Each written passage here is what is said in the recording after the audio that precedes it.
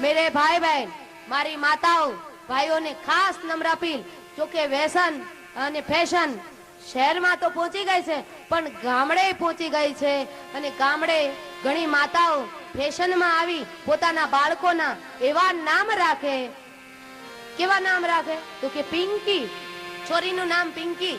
એ છોરી ભણવા જાય ત્યાં સુધી બરાબર, કોલેજ જાય ત્યાં સુધી બરાબર, એ યુનિવર્સિટીમાં જાય ત્યાં સુધી બરાબર, પ્રોફેસર બને ત્યાં સુધી બરાબર, રિટાયર થાય પછી એને કહેવાય સરકાર રજા આપી દે અને નોકરીમાંથી રજા આપે પછી એને કહેવાય કે પિંકી ડોશી ચાલ કીર્તનિયા કરીએ.